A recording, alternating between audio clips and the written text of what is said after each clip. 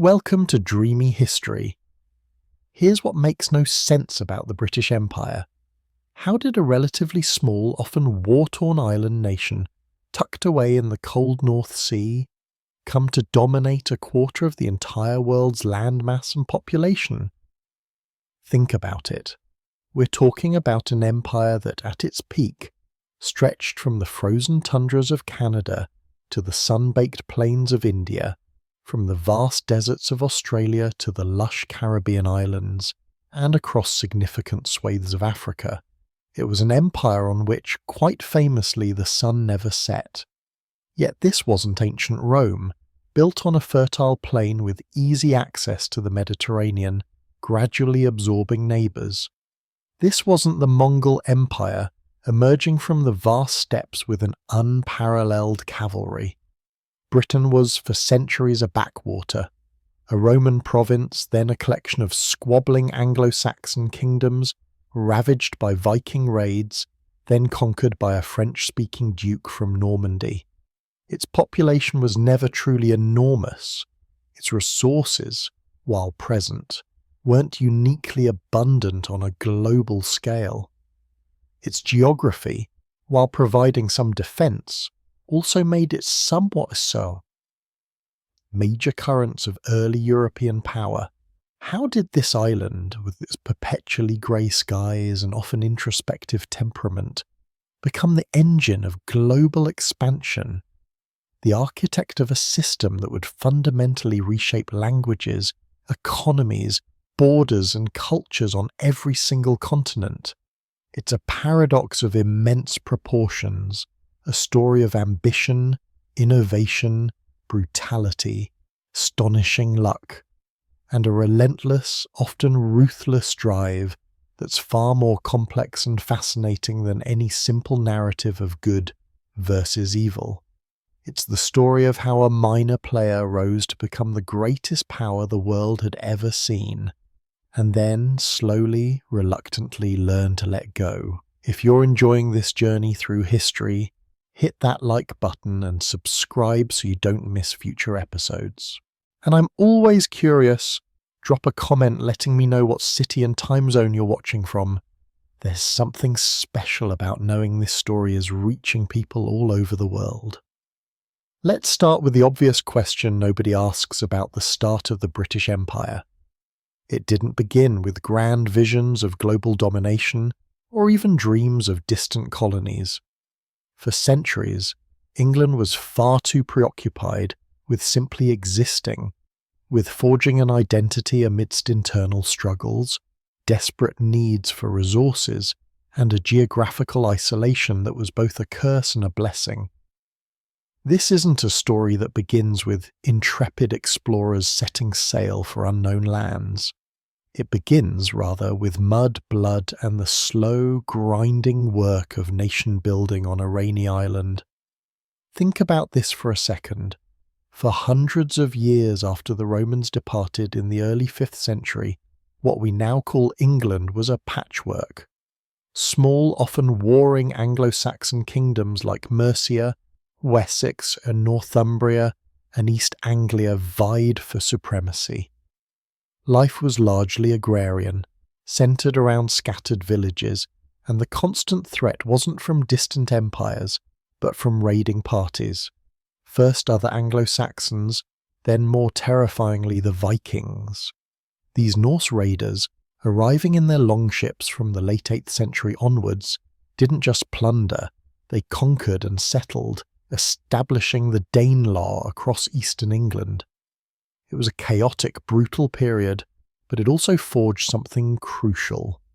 King Alfred the Great of Wessex in the late 9th century didn't just fight the Vikings, united disparate Anglo-Saxon forces, built burghs, fortified towns, and began to foster a nascent sense of Englishness in opposition to the invaders. This early, desperate struggle for survival laid a very deep, if unglamorous, foundation for a future unified kingdom. But the true turning point, the moment that irrevocably set England on a path towards a more centralised, powerful state, wasn't internal. It was an invasion from across the English Channel in 1066. This is where it gets genuinely interesting. William, Duke of Normandy, a powerful French vassal, launched an audacious cross-channel invasion culminating in the Battle of Hastings on October 14th, 10. King Harold Godwinson, the last Anglo-Saxon king, fell in battle, supposedly struck by an arrow in the eye.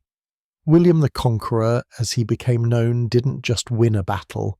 He fundamentally reshaped England. He introduced a rigorous, centralized feudal system that was far more efficient than anything that had come before.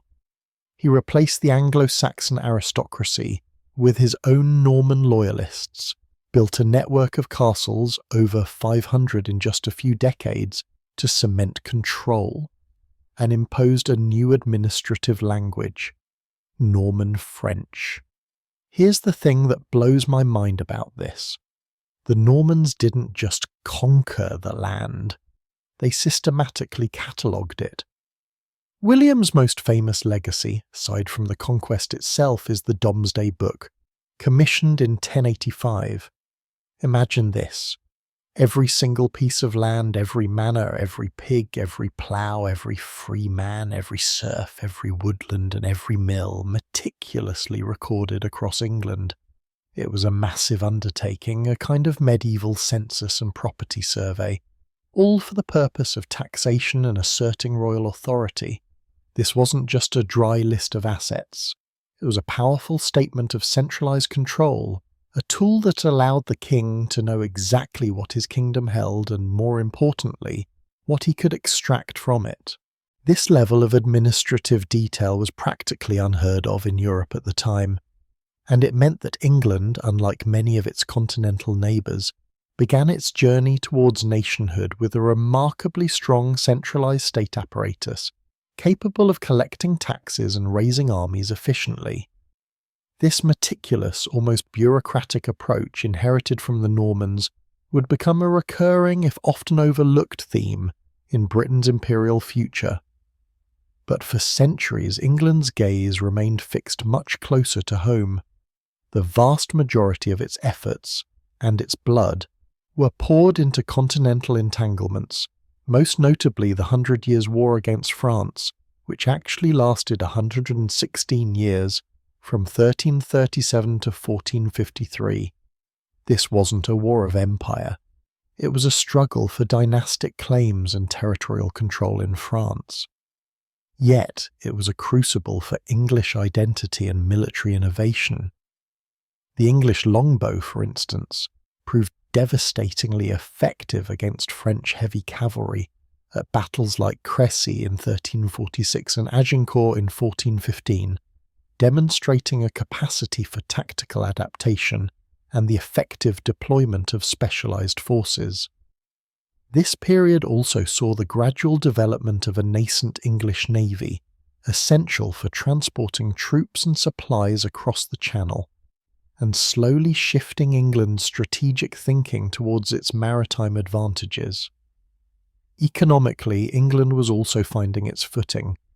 The wool trade, particularly with Flanders, was its first major economic engine. English wool, prized for its quality, was exported in vast quantities, driving wealth accumulation, fostering merchant classes, and connecting England to the wider European economy. This mercantile spirit, this drive for profit and trade, was another quietly accumulating ingredient in the recipe for empire. By the end of the Middle Ages, after the internal strife of the Wars of the Roses finally gave way to the stability of the Tudor dynasty in 1485, England had solidified its island identity. It possessed a strong centralized monarchy, a nascent navy, and a growing economic base, all built on centuries of struggle, adaptation, and meticulous administration. But for all this, England remained, in the grand scheme of things, a minor player on the European stage. The great powers were Spain, Portugal, France, and the Holy Roman Empire, already looking across the oceans. England was still looking across the Channel, and we're only getting started. The next chapter will explore how this island nation, with its newfound stability, started to look beyond its shores, driven by new technologies, new ideas, and the fierce rivalries of the age of exploration. And that's where the story of empire truly begins to take shape. By the end of the 15th century, England was finally England, a unified centralized monarchy, a nascent but growing navy, and an economy built on the humble sheep. But here's the thing that still baffles me. For all the brutal, grinding work of nation building, for all the strength forged in the fires of invasion and civil war, England was still looking east, across the Channel, like a teenager obsessed with the popular kid next door, constantly measuring itself against France, Flanders, and the continental powers. Meanwhile, the real party was happening somewhere else entirely. Think about it. While England was recovering from the Wars of the Roses, Spain and Portugal were carving up entire continents. Vasco da Gama had rounded the Cape of Good Hope. Columbus had stumbled upon the Americas. Empires, actual overseas empires, were being born, not in the cold North Sea, but in the vast open Atlantic. Gold and silver, spices and exotic goods were beginning to flood into Lisbon and Seville, transforming them into global powerhouses. So the question that screams at me is, what took England so long? How did this island nation, which would eventually paint a quarter of the world red on a map, miss the first boat? Then not just catch up, but utterly dominate. This, my friends, is where the story gets truly fascinating, because it's not about grand, visionary imperial schemes from the outset. It's about a slow, often reluctant pivot. It's about envy, necessity, and a growing realization that the future wasn't across the narrow strait, but across the boundless ocean. The Tudors, who came to power with Henry VII in 1485, were initially far too preoccupied with simply surviving. Henry VII, a shrewd and cautious king, had inherited a kingdom fractured by decades of civil war. His genius wasn't in grand exploration, but in domestic stability.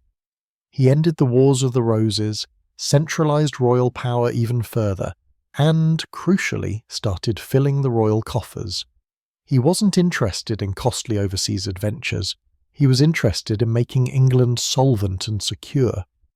He even sent John Cabot on an exploratory voyage in 1497, but the immediate returns weren't enough to divert his primary focus from consolidating power at home. Then came Henry VIII, and if you think of him as just the guy who had 6 wives and started a new church, you're missing a crucial piece of the imperial puzzle. Henry VIII was obsessed with projecting power, with asserting England's sovereignty, and with securing a male heir. His break with Rome, the English Reformation, was a seismic event that had profound, unforeseen consequences for England's future global ambitions. It severed England's spiritual ties with Catholic Europe, making it an island not just geographically, but ideologically. This separation, this defiant assertion of independent nationhood, would later fuel a distinct sense of English identity and destiny, one less beholden to continental norms. But Henry VIII also understood the shifting tides of power. He saw the burgeoning navies of Spain and France. He understood that a king's power wasn't just measured by his armies, but by his ships. This wasn't about empire yet, not really. This was about defence, about prestige, about protecting England's shores and its growing trade routes. He invested heavily in shipbuilding, creating the foundations of what would become the Royal Navy. We're talking about massive state-of-the-art warships like the Mary Rose, designed not just for transport but for battle. He built dockyards, trained mariners, and truly established the Navy as a distinct, formidable fighting force. This was a critical, often overlooked step. You can't project power overseas without the ships to carry it. Yet even with these foundations, England remained a secondary player. The wealth of the New World, the riches of Asia, continued to flow into the coffers of Spain and Portugal, then later the Netherlands. England was watching, learning, and, let's be honest, getting a little jealous. This is where Elizabeth enters the stage, and this is where England's gaze truly begins to shift. Her reign, from 1558 to 1603, is often called a golden age, and for good reason. She inherited a kingdom teetering on the brink of religious civil war, surrounded by powerful Catholic enemies, most notably Spain, the undisputed superpower of the era. Elizabeth's genius was in her pragmatism, her political dexterity, and her willingness to back audacious, often ruthless individuals. Think about the context. Spain, under Philip II, was not just wealthy, it was a fervent Catholic power, seeing Protestant England as a heretical rogue state, a thorn in its side. The rivalry wasn't just economic, it was deeply ideological and personal. This external pressure, this existential threat, forced England to innovate, to look for unconventional ways to compete. And what did England find? Privateering, state-sponsored piracy, if we're being blunt. Figures like Francis Drake, John Hawkins, and Walter Raleigh weren't just adventurers. They were instruments of English foreign policy. Elizabeth subtly, and sometimes not so subtly, encouraged them to raid Spanish treasure fleets, to plunder Spanish settlements in the Caribbean, and to challenge Spain's dominance on the high seas. Drake's circumnavigation of the globe, a feat of incredible daring and seamanship, was also a massive plundering expedition. He returned in 1580 with a fortune in Spanish gold and silver, much of which went directly into the Queen's coffers. This wasn't just about wealth, it was a massive propaganda victory, a defiant two-fingered salute to the Spanish Empire. It showed England and the world that Spain wasn't invulnerable. These privateering ventures, though initially focused on raiding, also served as vital training grounds. They honed English seamanship, navigation skills, and naval tactics. They instilled a spirit of daring and enterprise, a belief that English sailors could compete with and even outmaneuver the established maritime powers. It was a baptism by fire, preparing England for something far grander than simply stealing gold. But the true test, the moment that solidified England's maritime destiny and irrevocably turned its gaze outwards, came in 1588, the Spanish Armada. Philip II, enraged by the English privateering, Elizabeth's support for Dutch rebels, and the execution of Mary, Queen of Scots, launched a massive invasion fleet. We're talking about the greatest naval force ever assembled at that time, designed to crush England, depose Elizabeth, and restore Catholicism. The odds were stacked against England. Spain was the colossus. England was the plucky underdog. Yet through a combination of superior English naval tactics, smaller, faster, more manoeuvrable ships with better cannon, devastating storms, and sheer grit, the Armada was defeated. It was a victory of immense proportions, a psychological and strategic turning point that cannot be overstated. Think about the implications. 1. Survival. England, a Protestant island nation, had stared down the greatest power on earth and survived. This instilled a profound sense of national destiny and self-belief.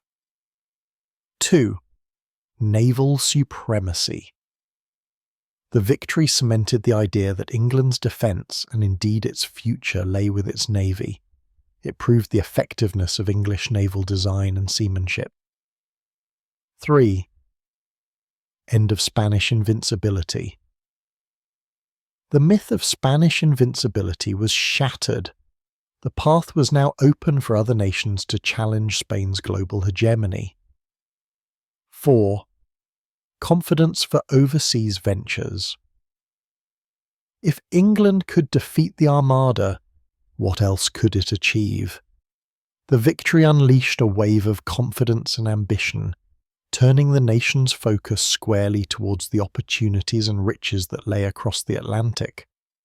The defeat of the Armada didn't instantly create an empire, but it removed the biggest obstacle to its creation. It was the moment England realised its true strength wasn't on land, fighting continental wars, but at sea. It was the moment the tide truly turned. Now, with this newfound confidence and naval capability, the English began to think beyond mere raiding. They started to consider settlement. Early attempts like Sir Walter Raleigh's Roanoke colony in the 1580s were disastrous failures. The infamous lost colony still haunts historians. These early failures, however, were crucial learning experiences. They taught the English about the immense difficulties of establishing distant settlements, the importance of supplies, local relations, and proper planning. They were costly, brutal lessons, but lessons learned nonetheless. By the early 17th century, as Elizabeth's reign drew to a close and the Stuart dynasty began, England was poised. It had a strong centralised state, a robust mercantile economy, a battle-hardened navy, and a burning desire to tap into the wealth that Spain and Portugal had monopolised for so long. The drive wasn't just for riches, it was also for strategic advantage, for religious freedom for some, and for a place in the sun. The stage was set. The ships were ready. The lessons, though harsh, had been learned. It was no longer a question of if. England would look beyond its shores, but where and how it would finally plant its flag. The small, often overlooked island nation was about to embark on a journey that would redefine global power, starting with a tiny, struggling settlement in a place called Jamestown. But that, my friends, is a story for our next chapter. The defeat of the Spanish Armada was more than just a naval victory. It was a psychological earthquake. It shattered the myth of Spanish invincibility, and, more importantly for England, it flipped the script. For centuries, England had been looking inward or eastward towards the continent. Now the compass needle swung decisively west. The Atlantic, once a terrifying barrier, became a highway. But here's the thing that always fascinates me. The start of the British Empire wasn't some grand unified plan. It wasn't a blueprint laid out by a visionary monarch. No, it was a messy, often desperate, and incredibly brutal process, driven by a volatile mix of ambition, greed, religious fervour, and sheer, bloody-minded determination. Think about it. After all that naval prowess and national confidence, England's first serious attempt at colonisation, Roanoke, famously vanished without a trace. It was a stark reminder that sailing across an ocean was one thing. Surviving and thriving in a completely alien land was another entirely. Yet the lessons learned from those failures were crucial. They taught the English about the scale of the challenge, the need for better planning, and the importance of native relations, or, more often, the disastrous consequences of neglecting them. So when the next wave of colonists set sail in the early 17th century, they weren't just adventurers, they were pioneers armed with hard-won experience and, crucially, a new funding model. The Joint Stock Company. This was a game-changer. Instead of relying solely on royal coffers, which were often depleted, these ventures pooled capital from multiple investors, spreading the risk and making larger-scale operations possible. It was capitalism, in its raw, nascent form, fueling imperial expansion. The year 1607 marks a true turning point. That's when the Virginia Company of London established Jamestown, the first permanent English settlement in North America. And when I say permanent, I mean barely. The early years were a nightmare. Disease, starvation, and constant conflict with the Powhatan Confederacy decimated the colonists. We're talking about an initial population that dwindled from hundreds to mere dozens. It was a testament to human resilience, or perhaps stubbornness, that anyone survived at all. What saved Jamestown? Tobacco. This brown gold transformed the colony from a struggling outpost into a lucrative enterprise. The insatiable European demand for tobacco meant that anyone who could grow it could make a fortune. This spurred rapid expansion, pushing deeper into native lands and creating a cash crop economy that would define much of the southern colonies. It also tragically laid the groundwork for the institution of slavery in North America, as the demand for labour quickly outstripped the supply of indentured servants. A few years later, in 1620, another group of English settlers arrived further north, aboard the Mayflower. These were the Pilgrims, followed by the Puritans, seeking not economic opportunity but religious freedom, or more accurately the freedom to practice their religion as they saw fit, often with little tolerance for others. New England, unlike the Chesapeake, became a society built on communal values, strong religious conviction, and a diverse economy that included fishing, shipbuilding, and small-scale farming. What's fascinating is how these two distinct models, the profit-driven individualistic South and the religiously motivated communal North, both contributed to the nascent English Empire. They were different in almost every way, yet both were planting the flag, expanding England's reach and asserting its presence on a new continent. This era, the early to mid-17th century, wasn't just about planting settlements. It was about solidifying an economic philosophy that would underpin the entire empire. Mercantilism. Have you ever heard that term? It's crucial. Mercantilism basically held that there was a finite amount of wealth in the world, and nations competed to accumulate as much of it as possible, primarily in gold and silver. Colonies in this view were not independent entities. They were extensions of the mother country, existing solely to enrich it.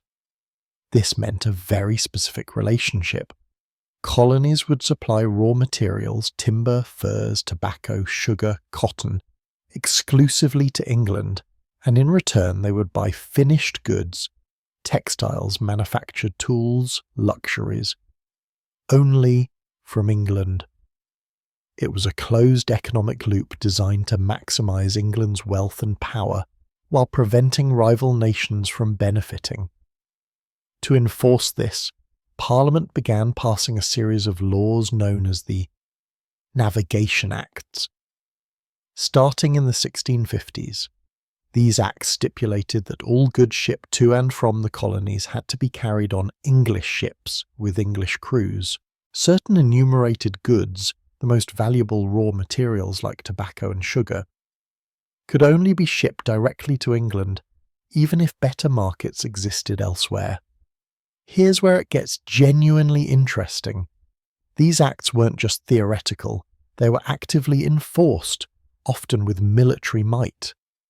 They funneled immense wealth back to England, fueling its industries, expanding its merchant fleet, and strengthening its navy. This system, while beneficial to the mother country, also bred resentment in the colonies, sowing the seeds for future conflicts, but that's a story for another time. For now, it was an incredibly effective engine of imperial growth. While the North American colonies were slowly taking root, another, even more lucrative theatre of empire was developing in the Caribbean. This is where the true brutality and astonishing wealth of the early empire became most apparent. Islands like Barbados, St. Kitts, and later the jewel in the crown, Jamaica, captured from the Spanish in 1655, became centres for white gold, sugar. Sugar was a miracle crop. It was incredibly labour-intensive to grow and process, but the demand for it in Europe was insatiable, and the profits were astronomical. Imagine the sheer scale. Vast plantations, powered by the brutal efficiency of enslaved labour, transforming entire landscapes. This is where the transatlantic slave trade became an integral, horrific, an undeniable component of the British Empire's economic engine. Millions of Africans were forcibly transported across the Atlantic in horrific conditions, their lives and labour sacrificed to fuel the sugar boom and, in turn, the wealth of the empire. It's a dark chapter, but one absolutely essential to understanding how Britain amassed such staggering riches. By the mid-17th century, England wasn't just expanding, it was consolidating. It wasn't just about planting flags, it was about outmanoeuvring its European rivals. The Dutch, for example, had become a formidable maritime and commercial power, challenging England for control of trade routes and colonies. This led to a series of Anglo-Dutch wars, fierce naval conflicts that, while costly, ultimately helped cement England's naval supremacy.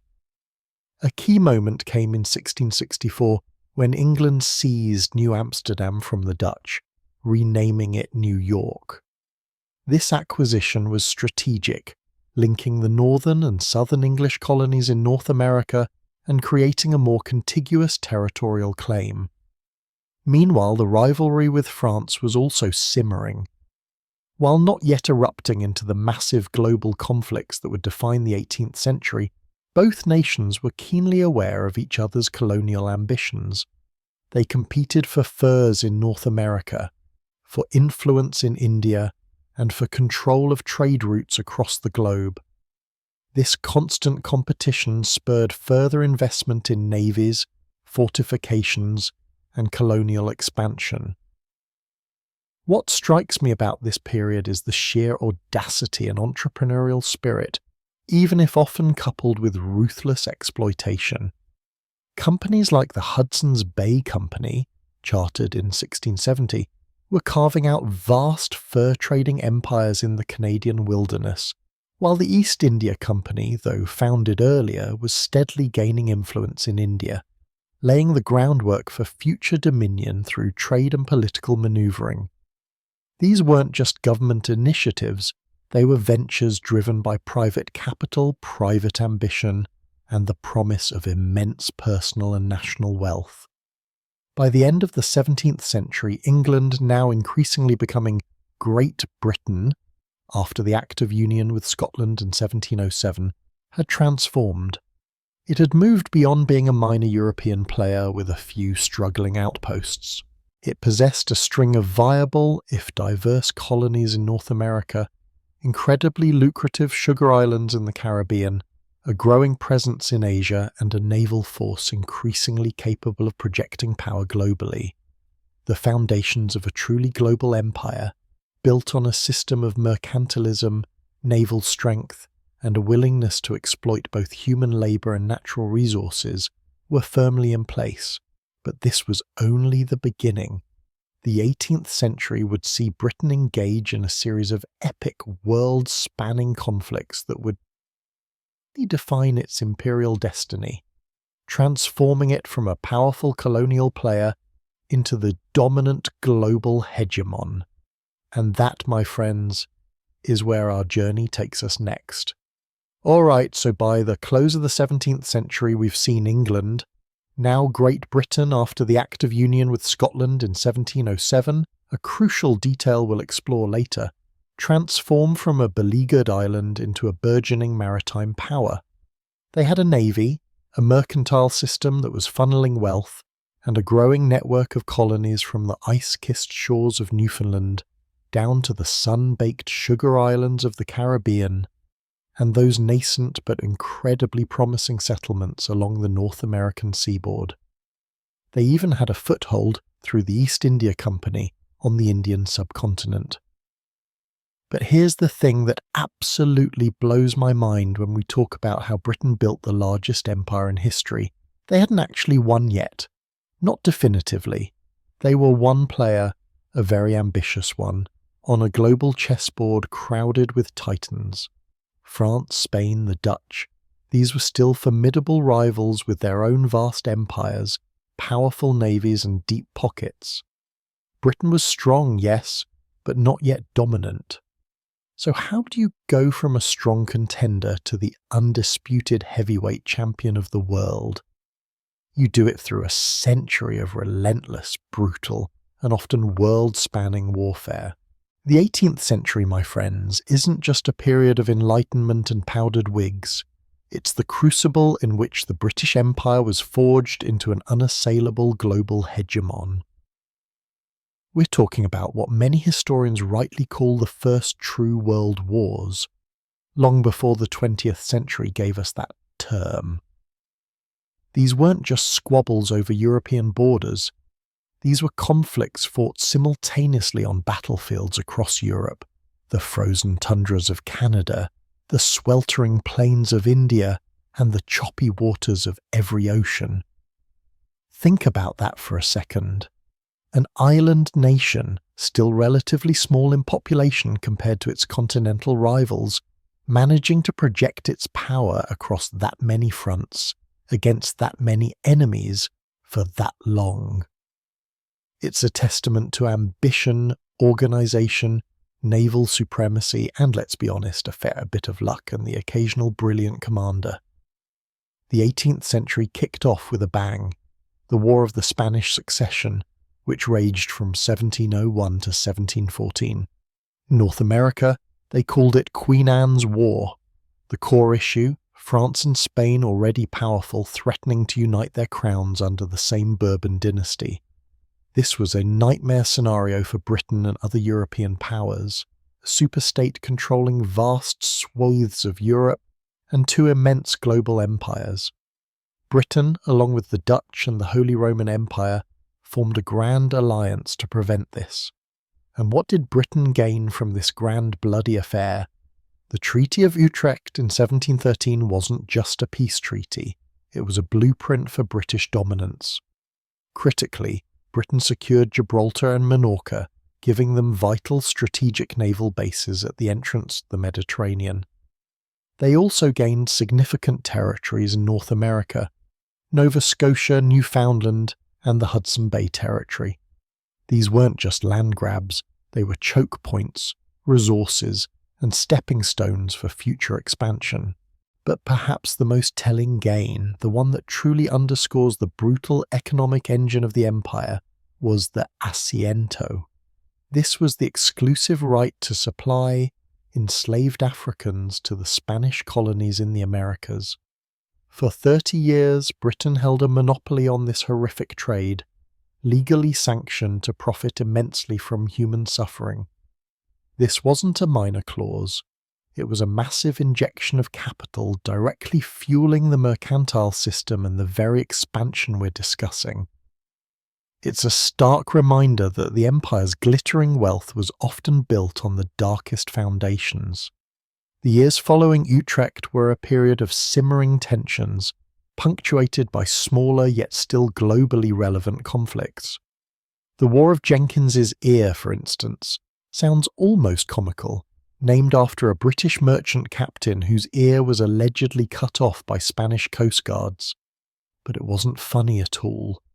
It was a proxy war for trade routes, smuggling rights, and access to lucrative markets in the Caribbean and South America.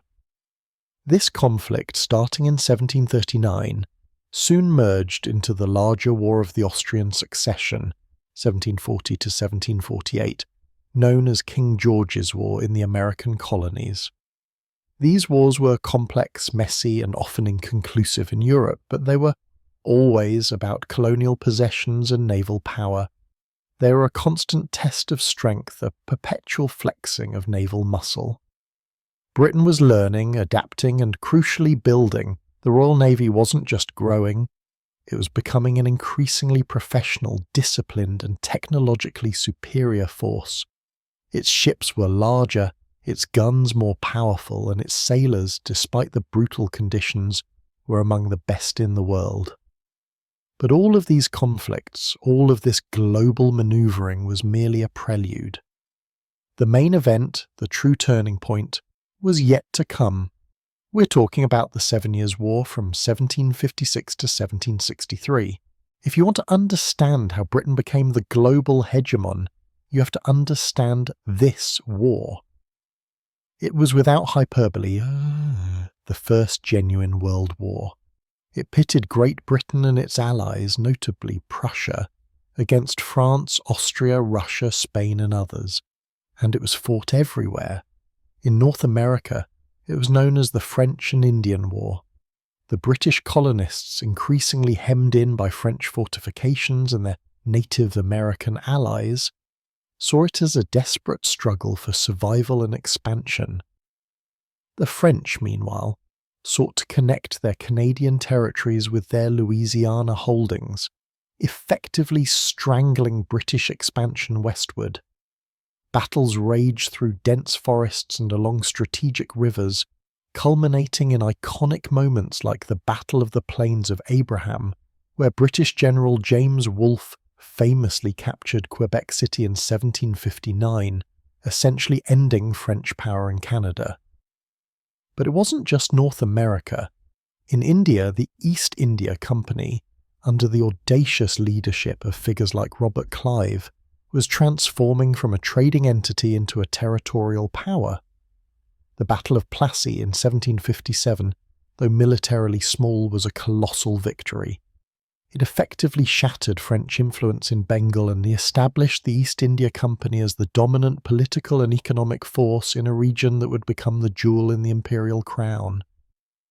Think about the implications. A private company backed by military might, effectively conquering and administering vast territories. It's astonishing. And then there was the Caribbean, those sugar islands, the engines of immense wealth. Battles for islands like Guadeloupe and Martinique were fiercely contested, not just for strategic value, but for the sheer economic power they represented. Naval engagements were constant, decisive and global. The Royal Navy was everywhere, blockading French ports, protecting British trade and projecting power with an efficiency that beggars belief. This war, more than any other, was a testament to the vision and leadership of one man, William Pitt the Elder.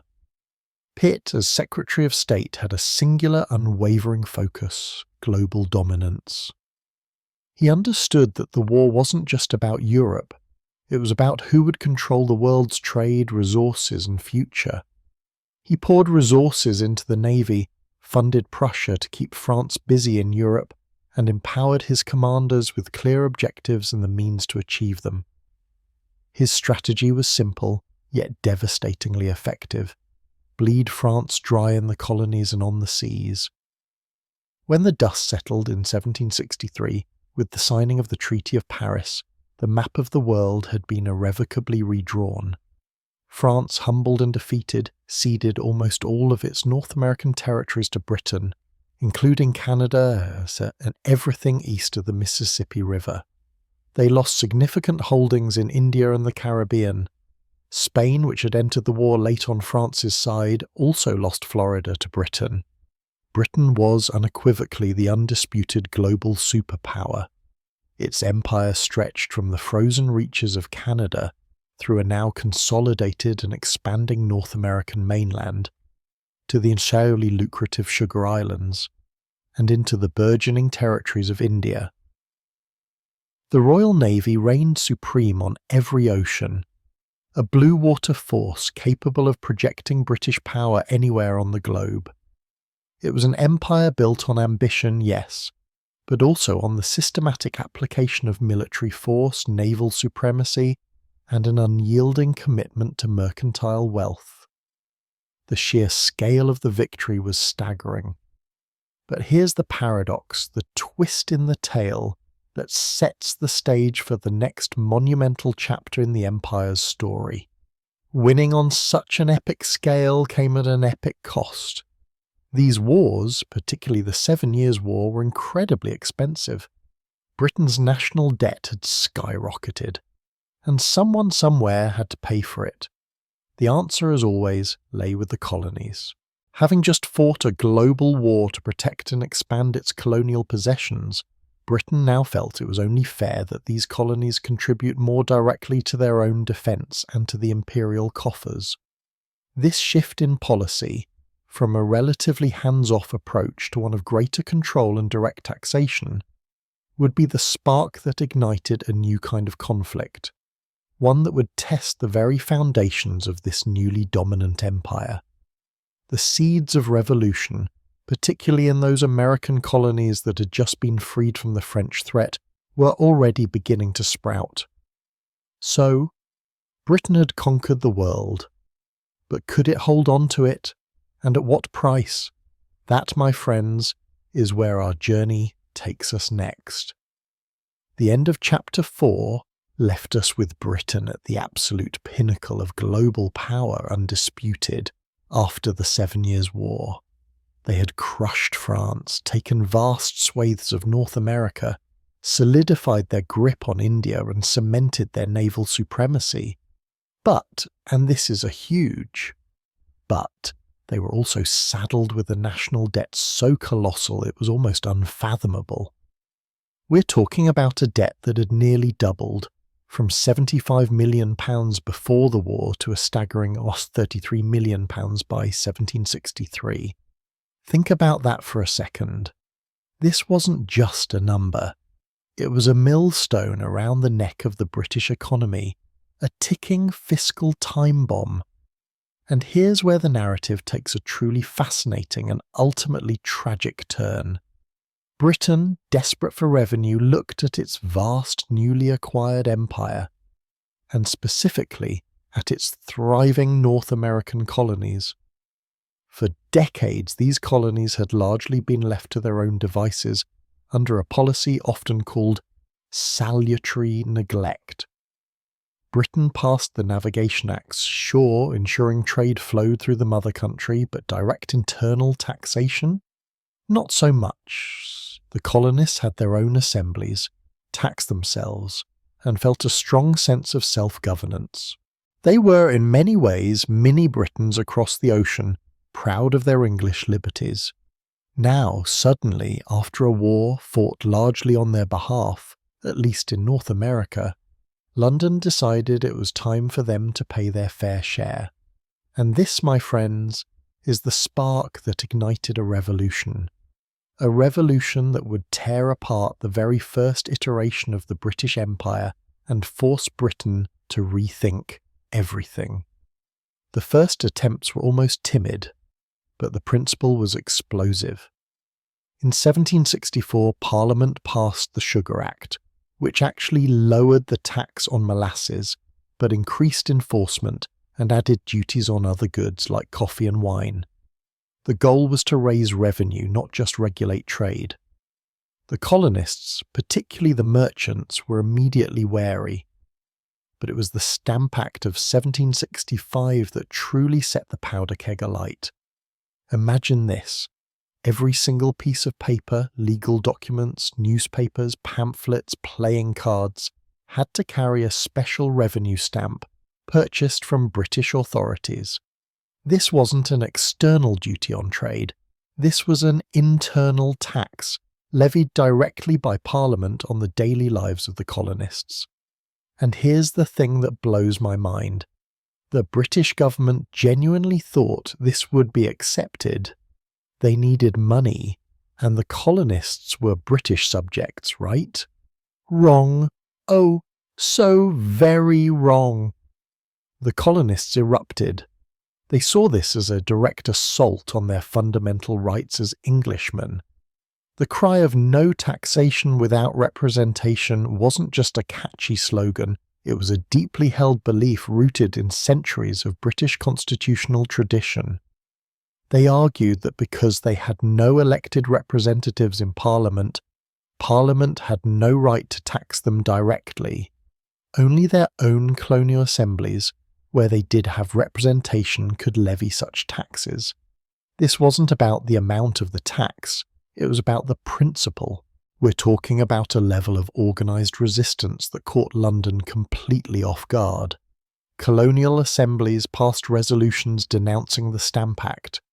Merchants organised widespread boycotts of British goods, impacting British trade and employment. Secret societies like the Sons of Liberty formed, often employing intimidation and violence against stamp distributors. They burned effigies, destroyed property, and made it clear that implementing the Stamp Act would be impossible. The backlash was so fierce, so unified, that Parliament was forced to repeal the Stamp Act in 1766, a victory for the colonists, absolutely. But here's the twist, the subtle but critical detail. In repealing the Stamp Act, Parliament also passed the Declaratory Act, which asserted its full power and authority to make laws and statutes to bind the colonies and people of America in all cases whatsoever. It was a face-saving measure, a declaration that Parliament hadn't given up its right to tax, merely chosen not to exercise it in that instance. The fundamental disagreement remained unresolved, simmering just beneath the surface, and it wouldn't simmer for long. In 1767, Chancellor of the Exchequer Charles Townshend, still convinced the colonists would accept external taxes, introduced the Townshend Acts. These placed duties on goods like glass, lead, paper, paint, and most controversially tea. Again, the colonists saw through it. These weren't just trade regulations, they were revenue-generating measures, and the money collected was even earmarked to pay the salaries of colonial governors and judges, making them independent of colonial assemblies, a direct attack on colonial self-governance. Once again, protests erupted, boycotts intensified. British troops were sent to Boston to maintain order, a constant, irritating presence in a city already a hotbed of revolutionary sentiment.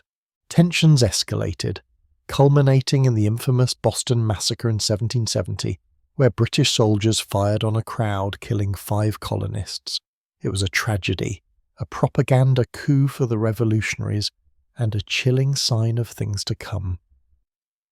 The British, learning some lessons, repealed most of the Townshend duties in 1770, but stubbornly kept the tax on tea. Why tea? Because it was symbolic. It was a small tax, but it maintained Parliament's asserted right to tax the colonies.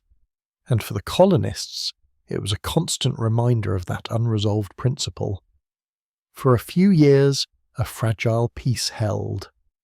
But then, in 1773, Parliament passed the Tea Act. This act wasn't designed to raise new revenue. It was designed to help the struggling British East India Company by allowing it to sell tea directly to the colonies at a cheaper price, bypassing colonial merchants and avoiding duties in Britain. On the surface, it sounds like a good deal for the colonists, right? Cheaper tea, but again, about the principle. Even with cheaper tea, the hated Townshend duty on tea remained. It was a trap, a way to trick the colonists into accepting parliamentary taxation.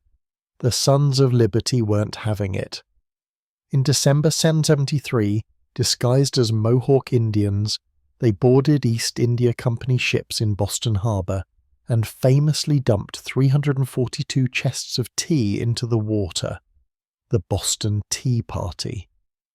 This was no longer just a protest, it was an act of deliberate destructive defiance. Britain's response was swift and punitive.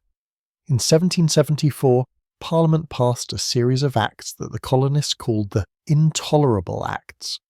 These closed Boston Harbor, curtailed Massachusetts self-governance, allowed British officials accused of crimes to be tried in Britain, and expanded the Quartering Act, forcing colonists to house British soldiers.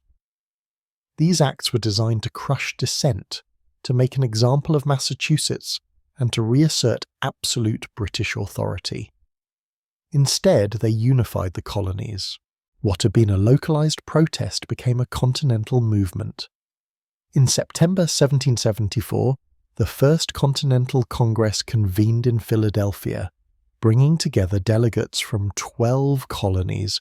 Georgia was absent.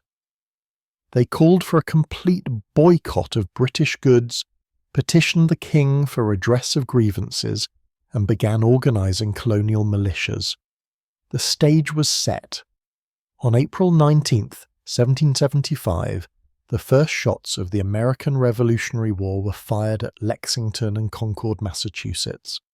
British troops attempting to seize colonial arms caches encountered armed colonial militiamen.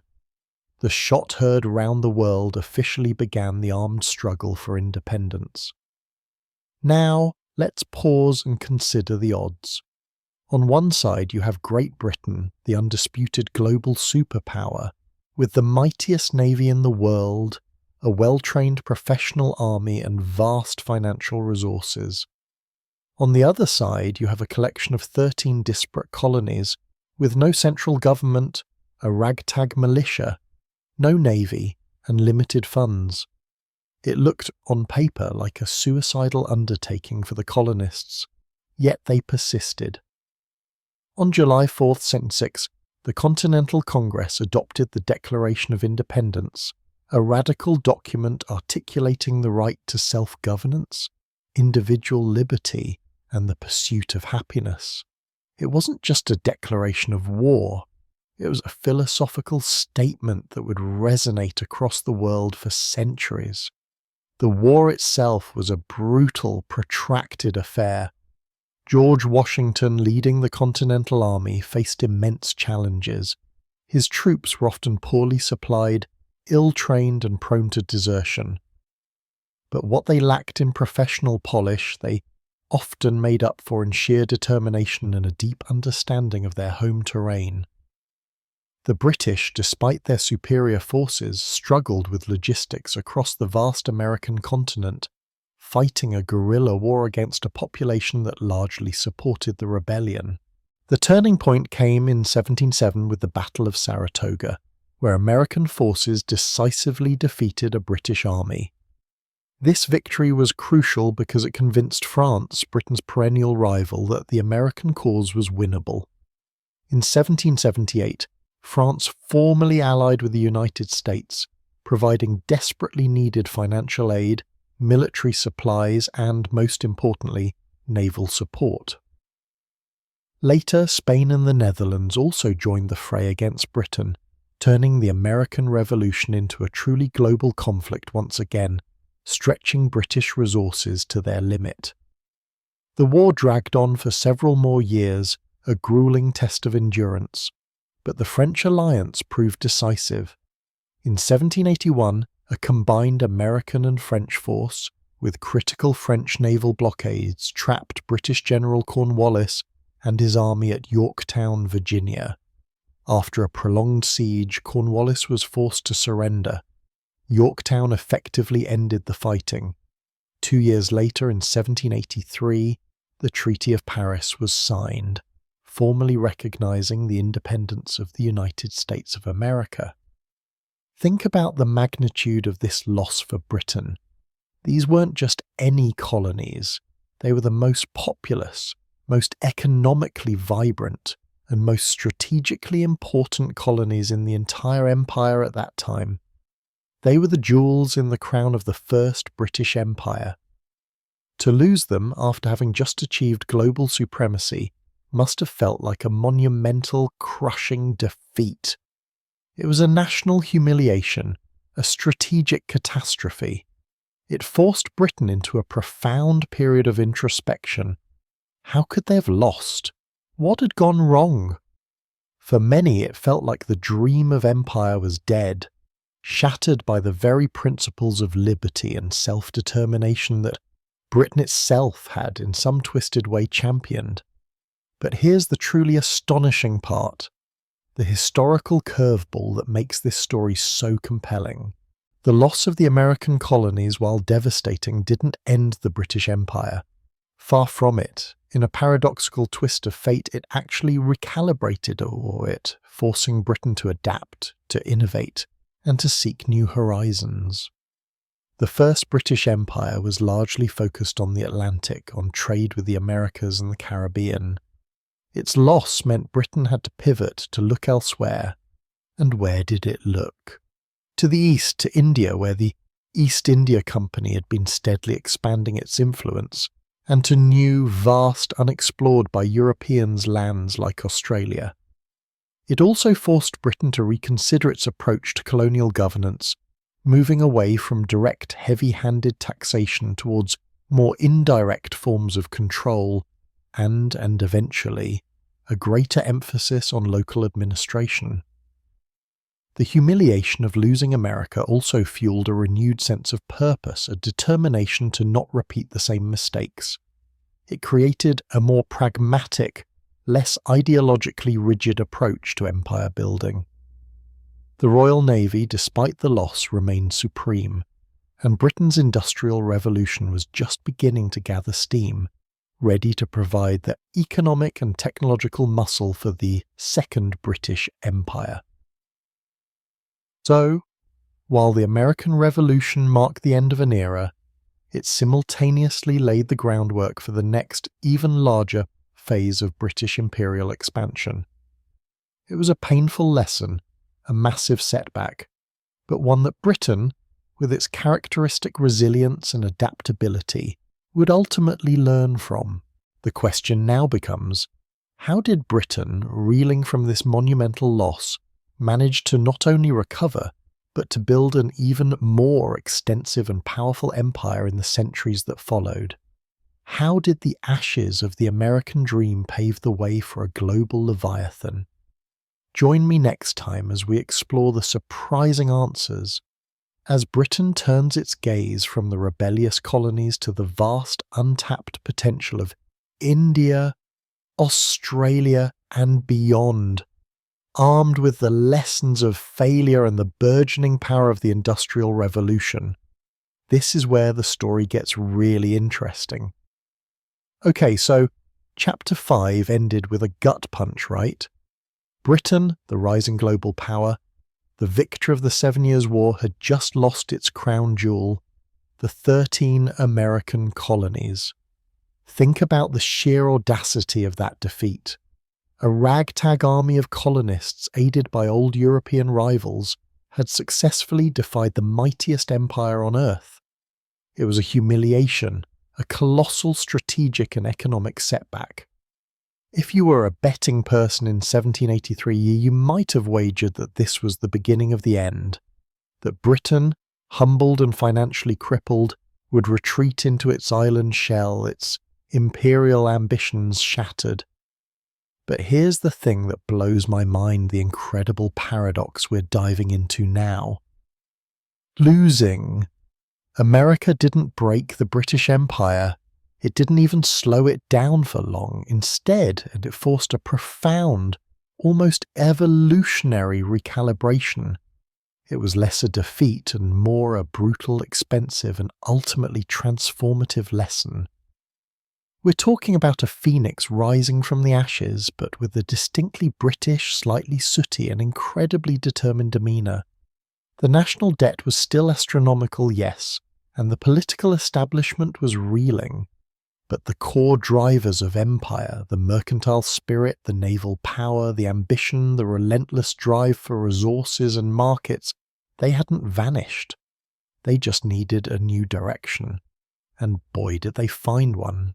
The loss of America forced Britain to pivot hard, and that pivot had two immediate massive consequences: an intensified focus on the East, particularly India, and the establishment of a brand new distant penal colony that would one day become a continent nation, Australia. Let's talk about India first. We've mentioned the East India Company before, this astonishing entity that was part private trading company, part sovereign power. By the late 18th century, the EIC was no longer just trading spices and textiles. It was ruling vast swathes of the subcontinent, effectively collecting taxes, administering justice, and maintaining its own private army. After victories like Plassey 1757 and Buxar 1764, the EIC had become the dominant force in Bengal, one of the richest regions in India. But the EIC was also a hotbed of corruption. Its officials, known as nabobs, returned to Britain with obscene fortunes, sparking outrage and envy. The British government, learning a harsh lesson from the lack of direct control over the American colonies, began to assert more authority. The Regulating Act of 1773 and the India Act of 1784 were crucial steps. They didn't dismantle the EIC overnight, but they brought it under increasing parliamentary oversight, establishing a board of control in London and a governor-general in India. This was a clear move towards integrating India into the imperial structure with more direct government intervention, a stark contrast to the hands-off approach that had characterized America for so long. India was a gold mine, or rather, a jewel mine. It provided not just spices and textiles, but also opium, which Britain would later force on China to balance its trade deficit for tea, and crucially, a massive captive market for British manufactured goods. The wealth flowing from India was immense, a constant transfusion of capital that helped offset the American losses and fund Britain's ongoing global ambitions. It was a brutal, exploitative system, yes, but undeniably effective in generating vast sums for the mother country. Now let's talk about the second pivot, Australia. Here's a pragmatic, almost darkly humorous consequence of losing America. Where do you send your convicts now? For decades, Britain had shipped its criminals across the Atlantic to the American colonies. With that option gone and its prisons overflowing, a new solution was desperately needed. The answer lay on the other side of the world, a land vaguely charted by Captain James Cook years earlier. In 1788, the First Fleet, a flotilla of 11 ships carrying over 1,000 convicts, marines and administrators, arrived at Botany Bay, eventually settling at what would become Sydney Cove. This wasn't some grand, pre-planned imperial expansion driven by strategic foresight. It was a practical necessity, a desperate attempt to solve a domestic problem. But from these humble, often horrific beginnings, a new colony and eventually a new nation would emerge. The early years were incredibly harsh. Disease, starvation, and the immense challenge of taming an unfamiliar, often hostile landscape plagued the settlers. And of course, there was the devastating impact on the indigenous Australians, whose ancient cultures and lands were summarily dispossessed under the legal fiction of terra nullius, land belonging to no one. It was a brutal chapter of colonization, driven by penal policy but quickly evolving into a source of wool, minerals, and a strategic outpost in the Pacific. But these pivots to India and Australia weren't happening in a vacuum. Underneath all this host-American war manoeuvring, something truly revolutionary was brewing back home, something that would fundamentally transform Britain's capabilities and underpin the entire Second British Empire. I'm talking, of course, about the Industrial Revolution. Think about it. For centuries, human societies had relied on muscle power, human or animals, and the vagaries of wind and water. Then, in the late 18th and early 19th centuries, everything changed. Steam power, the invention of the power loom, the spinning jenny, new methods of iron production. These weren't just technological advancements, they were societal earthquakes. Britain became the workshop of the world. What did this mean for empire? Everything. First, economic dominance. Britain could now produce goods, textiles, tools, machinery, faster, cheaper, and in greater quantities than any other nation. This created an insatiable demand for raw materials from its colonies: cotton from India, wool from Australia, timber from Canada, and, just as importantly, it created a desperate need for new markets to sell all these finished products. The empire became a perfectly designed system for this. Colonies supplied raw materials and bought British goods, creating a self-reinforcing economic engine. Second, military superiority. The Industrial Revolution didn't just make better shirts, it made better weapons. Advanced metallurgy led to stronger ships, more accurate cannons, and eventually the rifle. Steam power revolutionized naval warfare and logistics. Suddenly, British warships weren't solely reliant on the wind.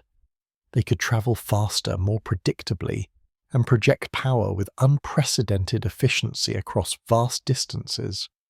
This technological edge was absolutely critical in maintaining control over a sprawling empire and defeating rivals. Third, a logistical advantage. Steamships dramatically cut travel times between Britain and its distant colonies. What once took months by sail could now be accomplished in weeks. This wasn't just about trade, it was about administration. Governors could receive instructions faster, troops could be deployed more swiftly, and information could flow more freely. Later, railways built within the colonies would facilitate the extraction of resources and the movement of goods to ports. The empire became more interconnected, more manageable, and more responsive.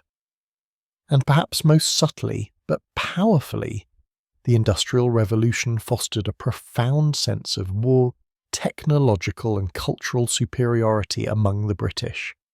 They saw their industrial might, their scientific advancements, and their economic success as proof of their inherent fitness to rule, a justification for their imperial project. This wasn't just about power, it was about perceived progress and civilization.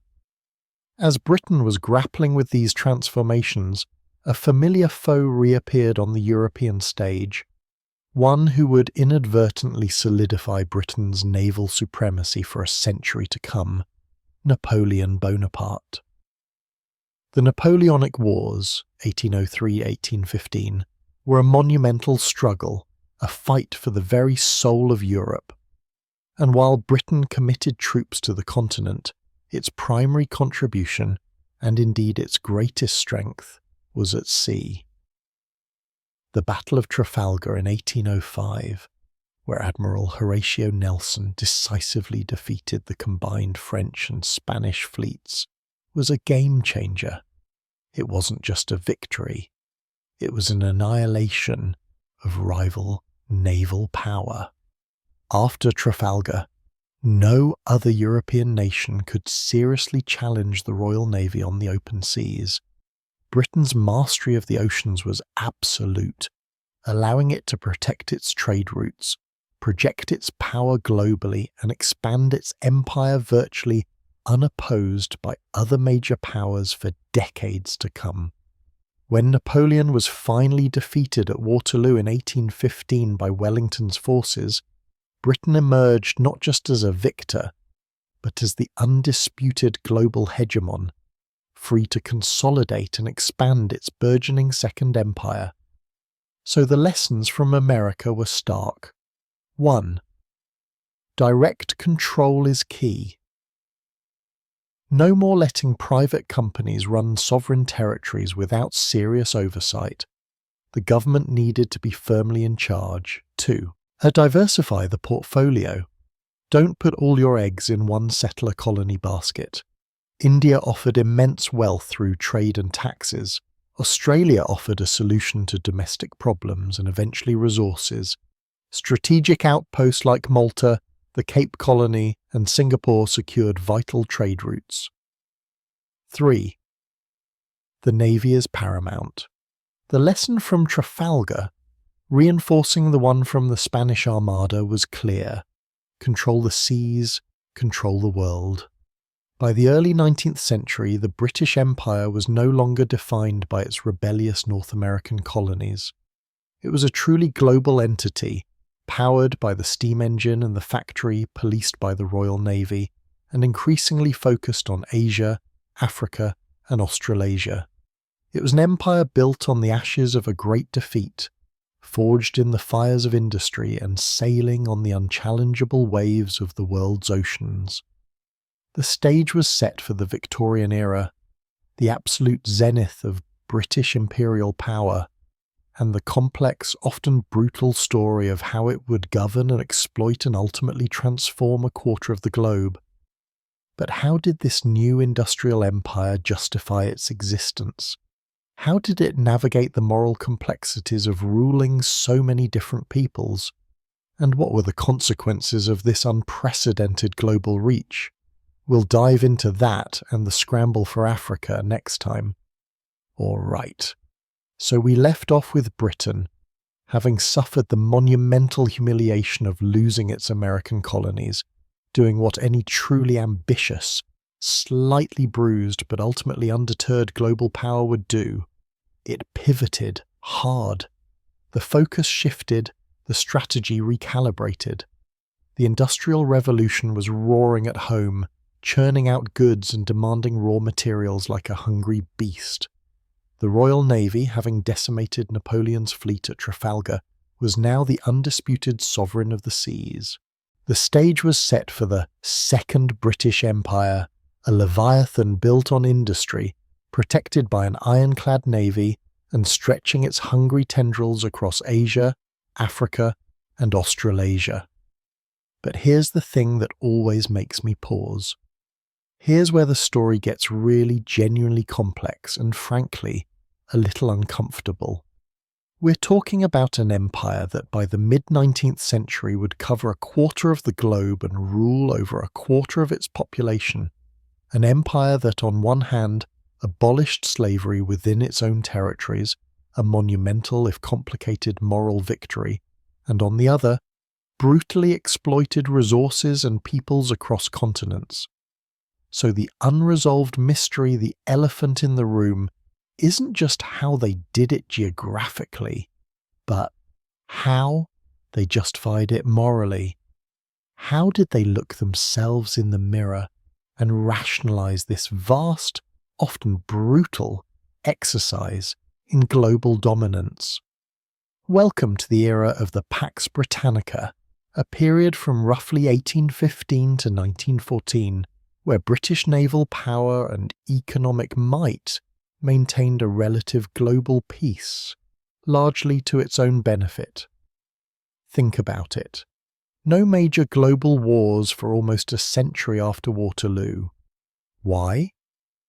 Because Britain was too powerful to challenge, and it actively policed the world's oceans.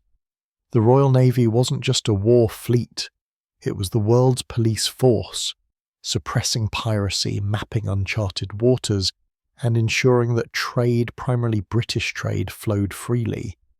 And this wasn't just about ships and guns. London became the undisputed financial capital of the world. British capital flowed everywhere, funding railways in India, mines in Africa, and plantations in the Caribbean. The city was a nexus of global commerce, insurance, and banking. We're talking about an unprecedented level of economic integration, with Britain at the very top of the pyramid. But let's circle back to that moral justification, because you can't just conquer and exploit without a narrative, right? You need a story, a grand purpose to tell yourselves, and more importantly, to tell the people you're conquering. And Britain, in this era, became a master storyteller. The prevailing ideology that emerged was what we now call the civilizing mission. It was the belief that Britain, with its superior technology, its advanced institutions, its Christian faith, and its enlightened legal system, had a moral duty to uplift the backward peoples of the world. They genuinely believed they were bringing progress, order, and development to societies they perceived as primitive or stagnant. Imagine the arrogance, but also the genuine conviction that underpinned this. They weren't just taking, they were giving. Or so they told themselves. Later in the century, this would morph into more explicit forms of social Darwinism and the infamous white man's burden, the idea that white Europeans had a divinely ordained responsibility to govern and guide lesser races. It was a convenient, self-serving justification for empire, cloaked in the language of philanthropy and progress. They built railways, yes, but those railways primarily served to transport raw materials out of the colonies and British manufactured goods into. They introduced education, but often in English, shaping minds to serve the imperial system. They brought law and order, but it was their law and their order, designed to maintain control. Nowhere was this more evident than in India, the undisputed jewel in the crown. After the loss of America, India became the primary focus, the economic engine of this new empire. The British East India Company, which had already established a formidable presence, was increasingly brought under direct parliamentary control through acts like Pitt's India Act of 1784. This was no longer just a trading company, it was a shadow government, administering vast territories, raising armies, and collecting taxes. Think about the scale. India was a subcontinent, a mosaic of diverse cultures, languages, and religions, with a population far exceeding that of Britain itself. The company and later the Crown governed it with a relatively small number of British administrators, backed by a massive, professionally trained Indian army, the sepoys, led by British officers. This was a masterclass in indirect rule, divide and conquer, and the strategic deployment of military force. The wealth pouring out of India was staggering. Cotton for Britain's textile mills, opium for the lucrative, and devastating trade with China, tea, spices, indigo. The sheer volume of raw materials and the captive market for British manufactured goods fueled the Industrial Revolution back home.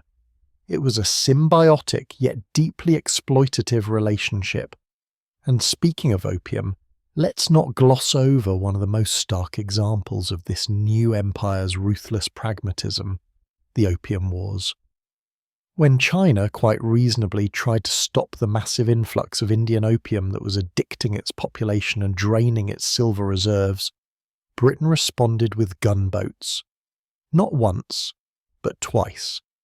1839 to 1842 and 1856 to 1860. The result? Humiliating defeats for China, forced concessions, the opening of treaty ports, and the cession of Hong Kong to Britain.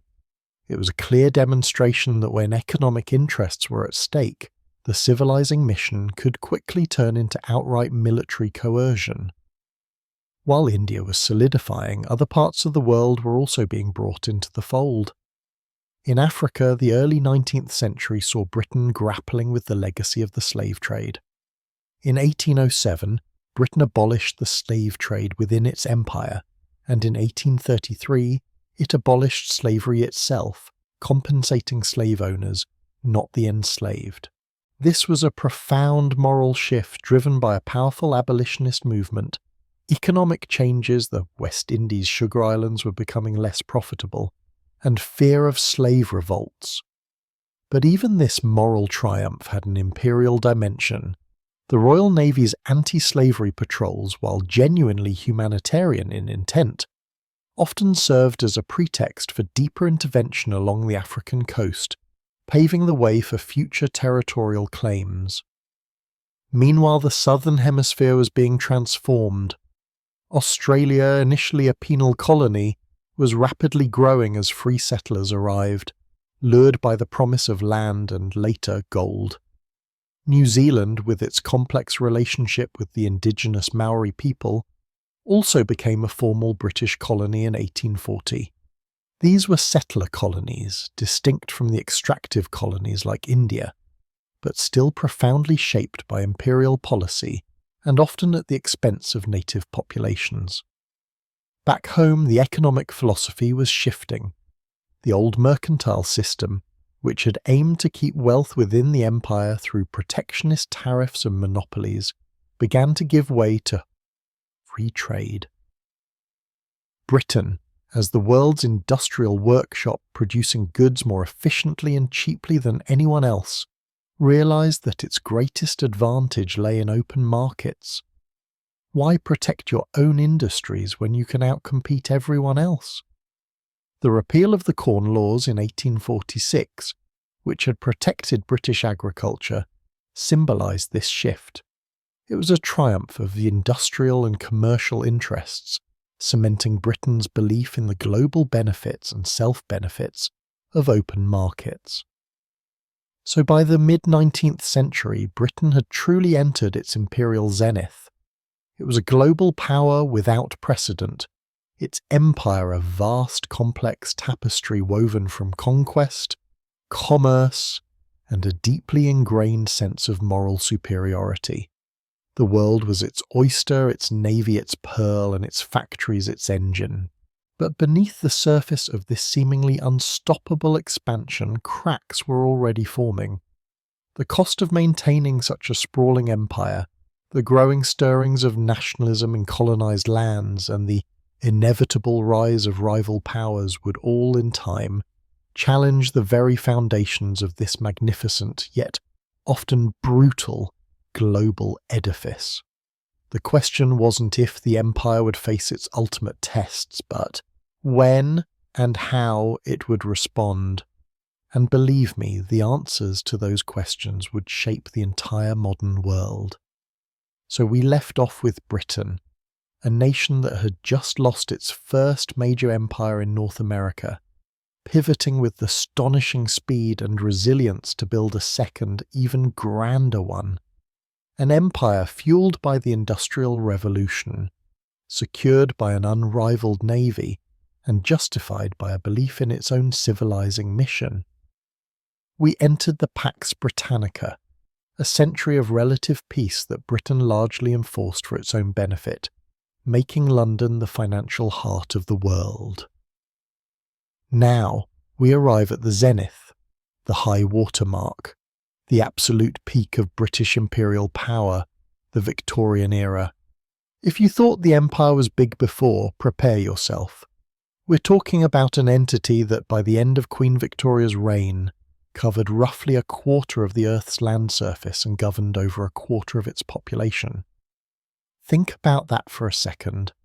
One small island commanding the destinies of hundreds of millions of people across every continent and every climate. From the frozen tundras of Canada to the sun-baked plains of India, from the vast deserts of Australia to the dense jungles of Africa. This wasn't just an empire, it was a world system, an intricate web of trade, administration, military might, and cultural influence. It truly was the empire on which the sun never sets.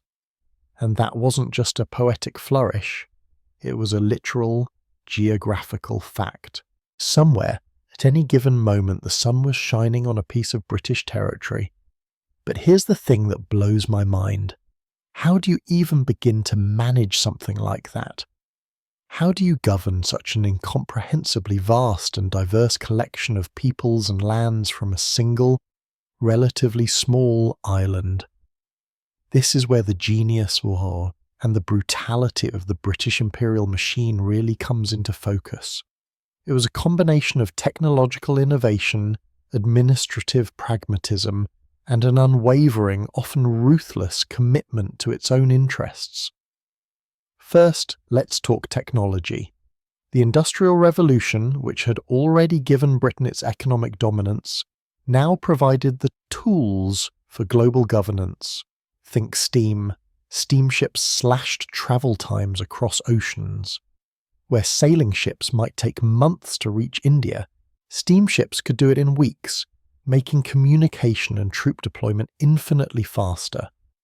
This was crucial for maintaining control and reacting to crises. Suddenly, London could project its power and its will with unprecedented speed. Then there was the telegraph. Imagine the revolution this caused. Before the telegraph, orders from London to a distant governor in India or Australia could take months to arrive. By the time they did, the situation on the ground might have completely changed. But with the telegraph, messages could be sent and received almost instantaneously. This meant direct, centralized control became a reality. The Viceroy of India, while powerful, was no longer operating in a vacuum. He was in constant communication with Whitehall. This tightened the grip, making the empire feel less like a collection of disparate outposts and more like a truly interconnected organism with London as its brain. And let's not forget the railways. While primarily built within colonies to extract resources and move troops, they further integrated the imperial system. In India, for example, a vast railway network was constructed, not for the primary benefit of the Indian people, but to transport raw materials like cotton and jute to ports for shipment to Britain, and to allow swift deployment of British troops to quell any local uprisings. So with the technological backbone in place, Britain perfected its administrative techniques. It wasn't a monolithic system, far from it. The British were masters of adaptability.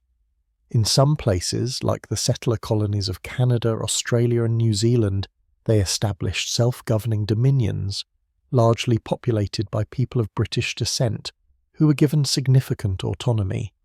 In others, like India, they ruled directly through the Indian civil service, an elite cadre of British administrators who, despite their small numbers, wielded immense power. They governed through a complex bureaucracy, often using existing local power structures, the princely states, to their advantage, a system known as indirect rule. This allowed them to control vast territories with fewer British personnel, leveraging local collaboration while maintaining ultimate authority. But let's be clear, this administrative marvel was often built on a foundation of profound injustice and racial hierarchy. The civilizing mission, which we discussed last time, reached its ideological peak during the Victorian era. It evolved into the white man's burden, a concept popularized by Rudyard Kipling, which posited that white Europeans had a moral obligation to govern and civilize the backward peoples of the world. This wasn't just a justification, it was deeply ingrained in the psyche of the imperialists. It allowed them to rationalize the exploitation, the suppression of local cultures, and the often brutal methods used to maintain control. Think about the irony here. A nation priding itself on parliamentary democracy and individual liberties at home simultaneously denied those very principles to millions under its rule abroad. This internal contradiction is one of the most fascinating and troubling aspects of the British Empire. One of the most dramatic expressions of this late Victorian imperial drive was the scramble for Africa. Prior to the 1880s, much of Africa remained largely uncolonized by European powers, often referred to as the Dark Continent. But then, almost overnight, a frantic race began. European powers, Britain, France, Germany, Belgium, Portugal, Italy, carved up the continent among themselves with astonishing speed and little regard for existing African societies or ethnic boundaries. Why the sudden rush? Resources, prestige, strategic advantage. The newly unified Germany and Italy wanted their place in the sun, challenging Britain's existing dominance. Britain, fearing being left behind, jumped in with both feet. Suddenly vast swathes of Africa, from Egypt with its critical Suez Canal to South Africa, rich in diamonds and gold, became British possessions or protectorates. The sheer scale of this land grab is breathtaking.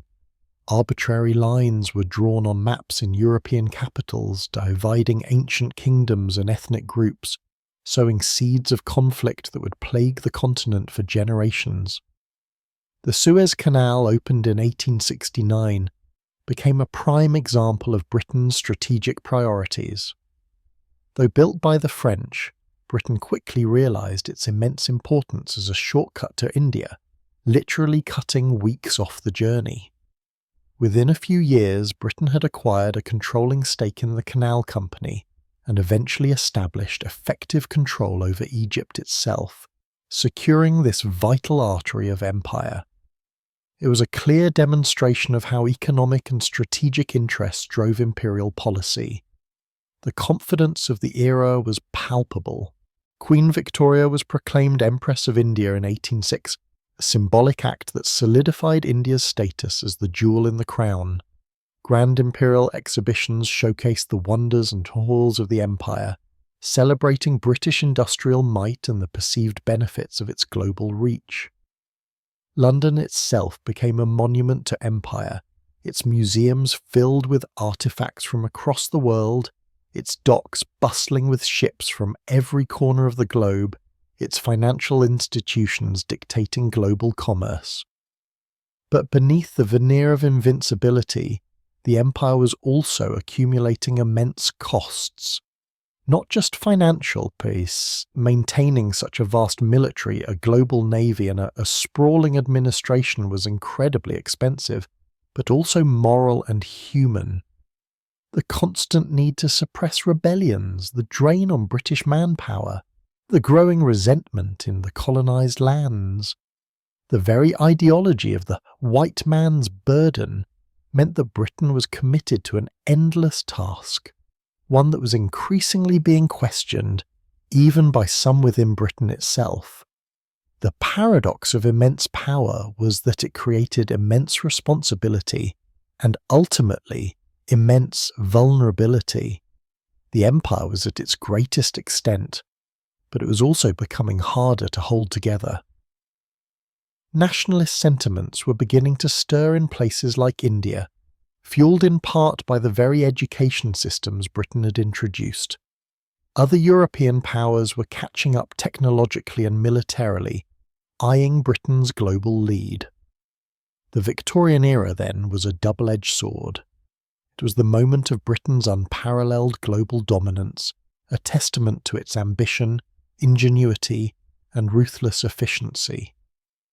But it also sowed the seeds of its own decline. The very act of governing so many diverse peoples, of imposing a single will across such vast distances, would inevitably lead to resistance, to challenges, and to a reckoning that even the most powerful empire in history could not escape. What happens when the civilized subjects start demanding their own civilization? What happens when the world decides it no longer needs a global policeman? And what happens when the burden becomes too heavy to bear? We're about to find out. Okay, so we've seen Britain, this small island nation, defy all odds, conquer the globe, and build an empire of truly staggering proportions. By the late Victorian era, the map was painted pink, the sun literally never set, and British power seemed utterly unassailable. We're talking about an empire that had perfected the art of global dominance, blending economic might with military supremacy and a hefty dose of self-righteous ideology. But here's the thing that blows my mind. Even at the zenith, even as the empire stood taller than any other in history, the cracks were already starting to appear. The very scale of its success was creating its own immense problems. Think about it. How do you manage a quarter of the world's landmass and a quarter of its population? How do you keep all those diverse peoples, with their own histories, cultures, and burgeoning nationalistic aspirations, under your thumb indefinitely? And how do you maintain that global lead when new, ambitious players are emerging on the world stage, eager to carve out their own slice of the pie? This is where the story gets genuinely complex, where the narrative of unstoppable expansion starts to meet the cold, hard realities of maintaining such a vast, unwieldy, and increasingly expensive enterprise. The first major challenge was internal. While the jewel in the crown, India, was a source of immense wealth and prestige, it was also a simmering cauldron of discontent. The Indian National Congress, founded in 1885, was already articulating a desire for greater self-rule, even if initially within the imperial framework. These weren't just isolated voices, they represented a growing, educated elite who had often been exposed to Western ideals of liberty and self-determination. Ironically, through British education, they looked at the promises of British justice and fairness and saw a system that was fundamentally unequal, designed to serve imperial interests above all else. And it wasn't just India. Ireland, right on Britain's doorstep, was a constant thorny problem. Centuries of British rule punctuated by famine and suppression, had fueled a fierce desire for home rule and for many complete independence. The Irish question was a perpetual headache for Westminster, a drain on resources, and a constant reminder that even the closest of subjects could harbour deep-seated resentment. The sheer cost of empire, both moral and financial, was becoming undeniable. Administering such a vast domain required an army of civil servants, a formidable navy to patrol the seas, and an army to suppress uprisings and enforce order. This wasn't cheap. The Pax Britannica had been largely self-sustaining for a time, with colonial resources flowing back to the mother country. But as competition intensified and the need for greater military spending grew, the economic benefits began to feel less like a net gain and more like a treadmill, requiring ever-increasing effort just to stay in place. Then there were the external threats. For much of the 19th century, Britain had enjoyed a period of splendid isolation, confident in its naval supremacy and economic dominance. But that era was rapidly drawing to a close. The United States, having recovered from its Civil War, was flexing its industrial muscles and looking outwards, particularly in the Pacific. Japan, after the Meiji Restoration, had transformed itself from a feudal society into a modern industrial and military power in a breathtakingly short amount of time, shocking the world with its victory over Russia in 1905. But the most significant and immediate challenge came from a newly unified Germany. Under the ambitious Kaiser Wilhelm II and his naval strategist Admiral Alfred von Tirpitz, Germany was no longer content to be a continental power. It had industrial might, a rapidly growing population, and a burning desire for Weltpolitik, world policy, which meant a significant navy and colonies of its own. This directly threatened the cornerstone of British power, its command of the seas. The naval arms race that ensued was unlike anything seen before. Britain, always maintaining a two-power standard, meaning its navy should be equal to the next two largest navies combined, suddenly found itself scrambling to keep pace with Germany's rapid shipbuilding program. The launch of HMS Dreadnought in '06, a revolutionary battleship that instantly rendered all existing warships obsolete, was Britain's bold response.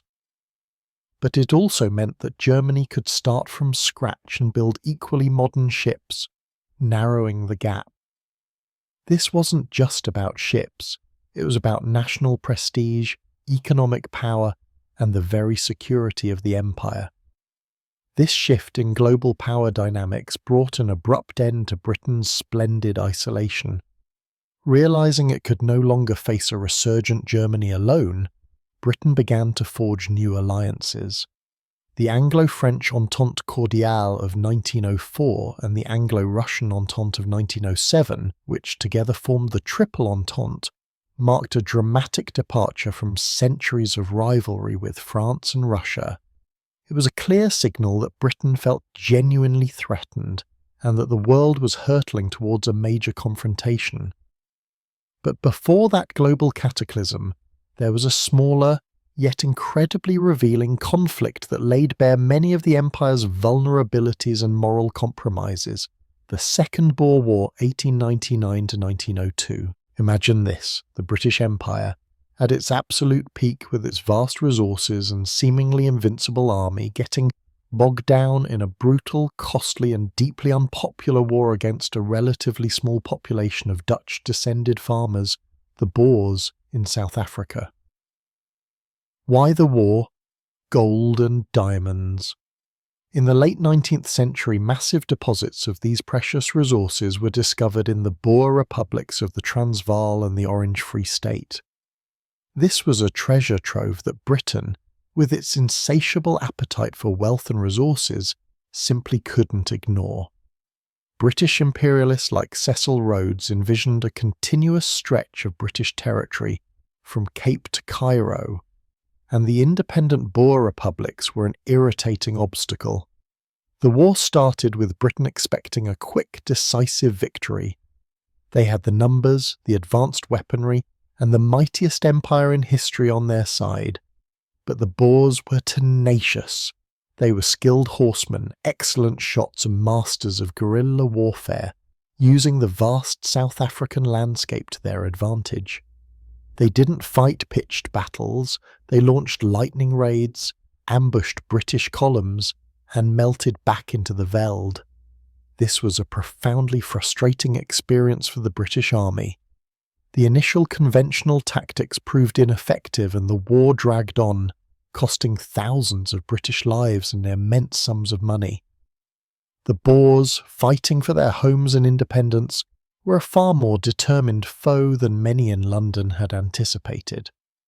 The British response was a grim testament to the Empire's willingness to employ brutal tactics when pushed. Under commanders like Lord Kitchener, they adopted a scorched earth policy, burning Boer farms, destroying crops, and killing livestock to deny the guerrillas sustenance and support. And, most infamously, they established concentration camps. These weren't extermination camps like those of World War II, but they were horrific nonetheless. Boer women and children, along with thousands of black Africans, were rounded up and confined in overcrowded, unsanitary conditions. Disease, particularly typhoid and measles, ran rampant. Tens of thousands died, an estimated 26,000 Boer women and children, and an even higher, though less precisely recorded, number of black Africans. The news of these camps, and the high death toll, sparked outrage both within Britain and internationally. Liberal politicians, journalists, and humanitarian activists condemned the brutality, questioning the moral legitimacy of an empire that claimed to be civilizing the world while committing such atrocities. It was a massive public relations disaster, tarnishing Britain's image as a beacon of justice and fair play. The Boer War, despite ultimately ending in a British victory, was a profoundly chastening experience. It revealed serious deficiencies in British military organisation and strategy, forcing a wave of reforms. It highlighted the immense strain of maintaining imperial control against determined resistance. And most importantly, it exposed the moral rot at the heart of the civilizing mission, demonstrating that for all its grand pronouncements, the empire was still built on the brutal exercise of power.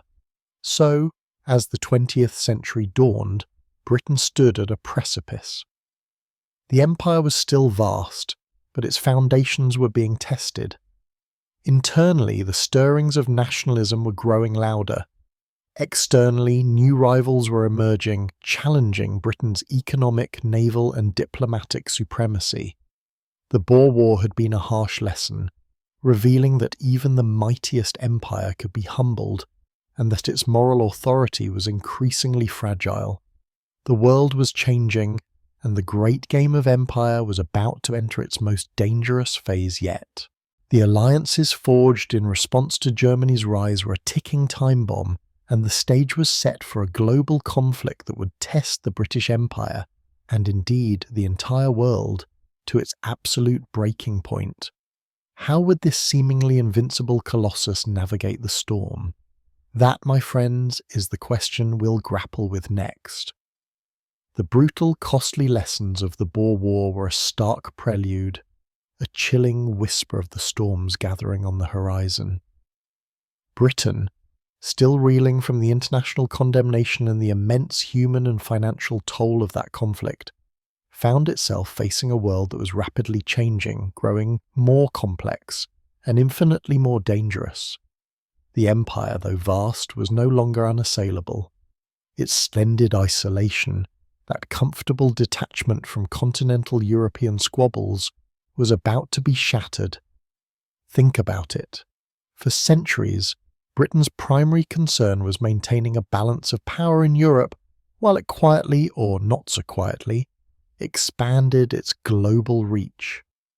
But as the 20th century dawned, a new, ambitious, and increasingly militaristic power had risen on the continent, a unified Germany. Its Kaiser Wilhelm II openly admired the British Navy, and then, crucially, he started building one of his own.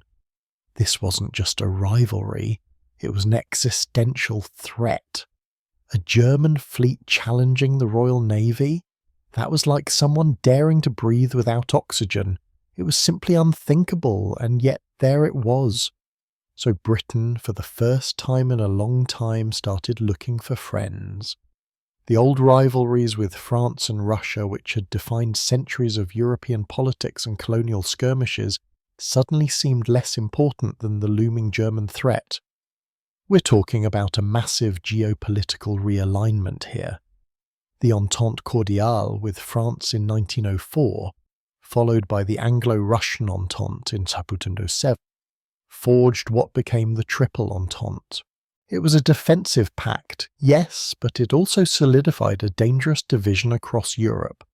The continent became a powder keg and everyone knew it. And then, in 1914, the spark ignited. An assassination in Sarajevo, a cascade of ultimatums, and suddenly the world was plunged into a conflagration unlike anything humanity had ever witnessed. This wasn't just a European war, it was a world war precisely because of these vast empires. Britain, with its empire covering a quarter of the globe, couldn't just sit this one out. It was drawn in, and with it every corner of its immense dominion. Here's where the sheer scale of the British Empire truly comes into horrifying focus.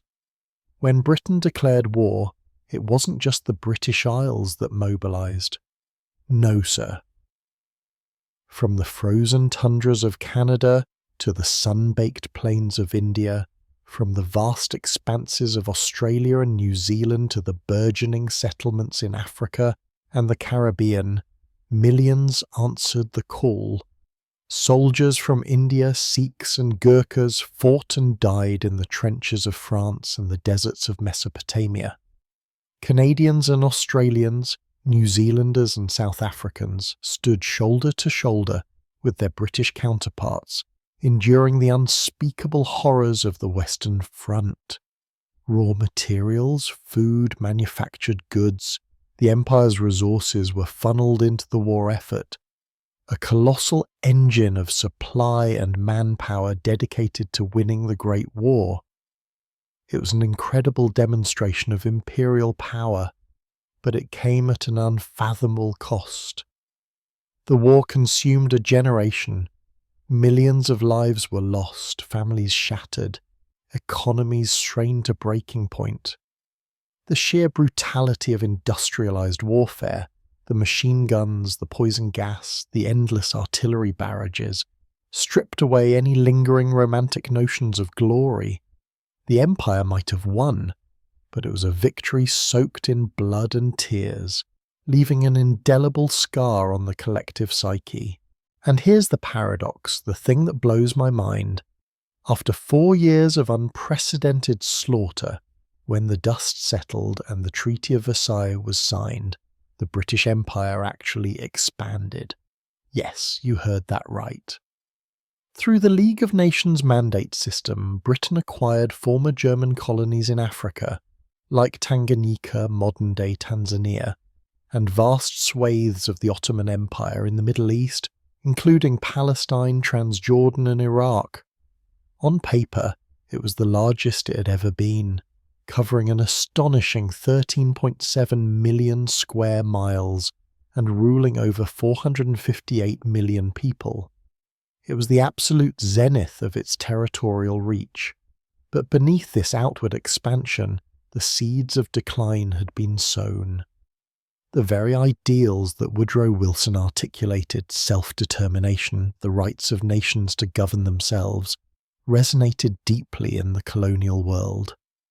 How could Britain fight a war for freedom and democracy in Europe while denying it to millions under its own rule? The hypocrisy was stark, and it wasn't lost on anyone. Nationalist movements already stirring gained immense momentum. In India, figures like Mahatma Gandhi began to galvanize millions with calls for Swaraj, self-rule, employing non-violent resistance that would prove incredibly powerful. In Ireland, the Easter Rising of 1916 and the subsequent War of Independence were clear signs that even within the home islands, the old order was crumbling. The interwar period, that brief, uneasy truce between two global infernos, was a time of profound contradiction for the British Empire. Economically, the world was in turmoil. The Great Depression of the 1930s hammered Britain and its imperial trading partners, exacerbating social unrest and economic hardship across the globe. The idea that the empire was a single, cohesive economic unit, always enriching the mother country, began to fray. Politically, Britain tried to adapt.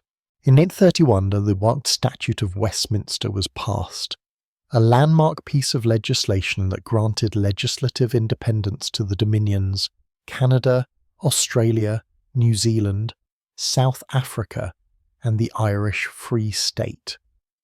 They were now effectively sovereign nations, bound to Britain only by common allegiance to the crown. Think about it. This was a tacit admission that the old centralised model was no longer sustainable, a voluntary loosening of the imperial grip.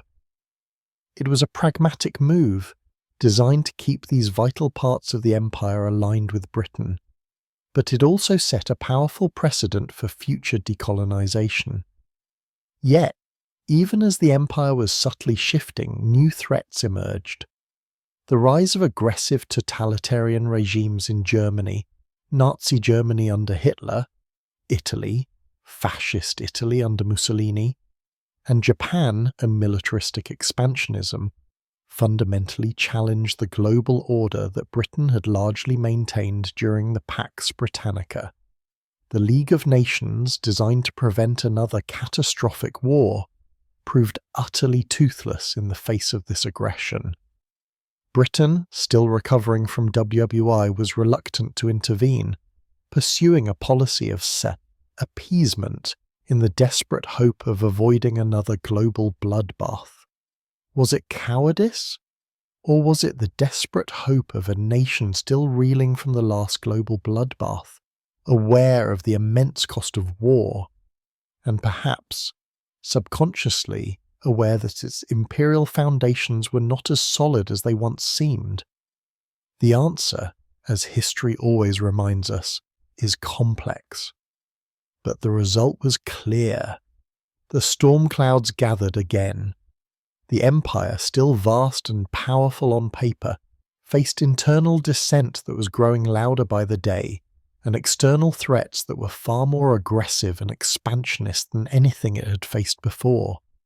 The world was hurtling towards another cataclysm, and the British Empire once again would be thrust onto the global stage, its very existence about to be tested in a crucible of fire and steel. The victories of the past had led to an empire of unprecedented scale, but the costs were mounting, and the future was deeply, terrifyingly uncertain. The stage was set for World War II, a conflict that would either reaffirm Britain's global dominance or, as many suspected, finally bring about the twilight of the empire. And that, my friends, is where our journey takes us next. Could this seemingly invincible colossus, this empire that spanned a quarter of the globe, truly survive another global cataclysm? That was the chilling question hanging over Britain as the 20th century lurched into its most devastating conflict.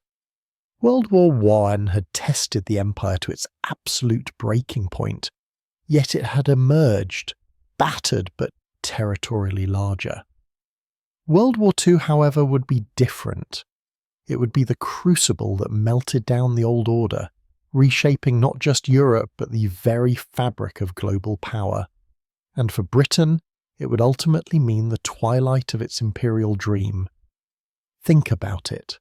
Britain, a relatively small island nation, facing down the combined might of Nazi Germany, fascist Italy, and imperial Japan.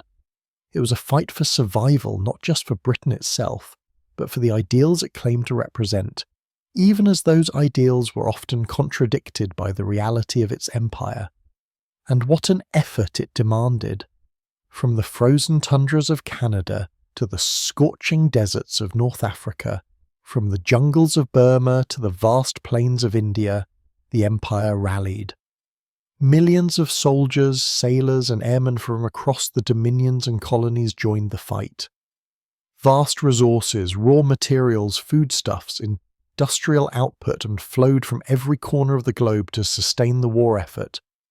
Indian soldiers fought with incredible bravery in North Africa and Southeast Asia. Australian and New Zealand forces were pivotal in campaigns like El Alamein. Canadians landed on D-Day.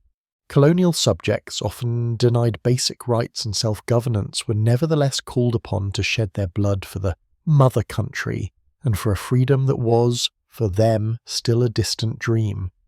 This right here is the immense paradox of the moment, fighting a war against totalitarianism and oppression for freedom, while simultaneously maintaining dominion over hundreds of millions of people who yearned for that very same freedom. The hypocrisy was glaring, and it wasn't lost on anyone, least of all the colonial subjects themselves. But while the empire was fighting for its life, the world was changing in fundamental ways. The sheer economic and human cost of the war was astronomical for Britain. By 1945, the nation was utterly exhausted, financially crippled, and reliant on American Lend-Lease aid to simply keep going. The United States, untouched by the physical devastation of war on its home soil, emerged as the undisputed economic and industrial titan, the arsenal of democracy. Simultaneously, the Soviet Union, having borne the brunt of the Nazi war machine and pushed it back to Berlin, solidified its position as a military superpower. The old Eurocentric world order, with Britain at its apex, was irrevocably shattered. A new bipolar world dominated by these two emerging giants was taking shape. This shift meant that Britain could no longer dictate terms as it once had. Its financial dependence on the US was starkly illustrated by the terms of the post-war loans and the Bretton Woods Agreement, which established a new global financial architecture with the dollar, not the pound, at its heart. The sun, it seemed, was finally beginning to set on the British Empire, not just due to internal pressures, but because the very foundation of global power had shifted beneath its feet. And those internal pressures, they'd been building for decades, intensified by the war. The rhetoric of self-determination, so eloquently articulated in the Atlantic Charter by Roosevelt and Churchill, though Churchill famously insisted it did not apply to the British Empire, resonated deeply across the colonies. How could Britain fight for the liberation of Europe while denying the same to India, to Africa, to the Caribbean? The moral argument for empire, always tenuous, became utterly unsustainable. Nowhere was this more evident than in India, the jewel in the crown. India had contributed an astonishing 2.5 million volunteer soldiers to the Allied cause, the largest volunteer army in history. Its industries had churned out war materials, its people had sacrificed immensely. But the war also saw a surge in nationalist sentiment. Mahatma Gandhi's Quit India movement in 1942, though suppressed, made it clear that India's patience had run out.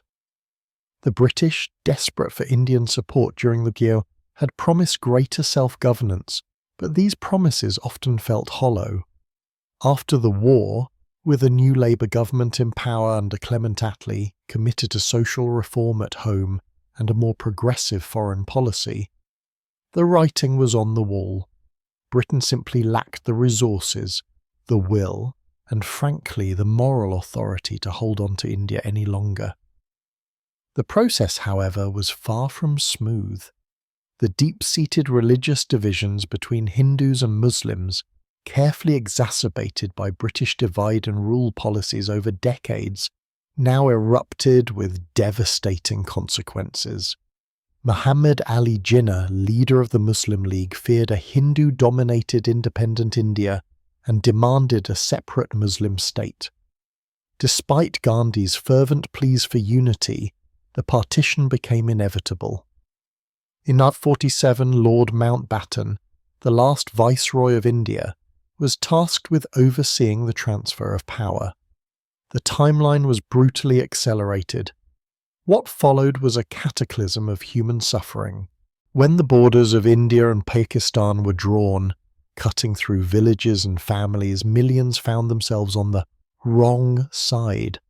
An estimated 14 million people were displaced, and between 1 to 2 million were killed in horrific communal violence. Trains arrived at their destinations filled with corpses.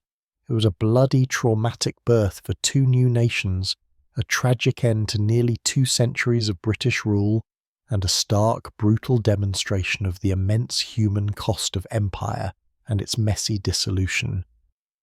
The loss of India was a profound shock, a symbolic amputation.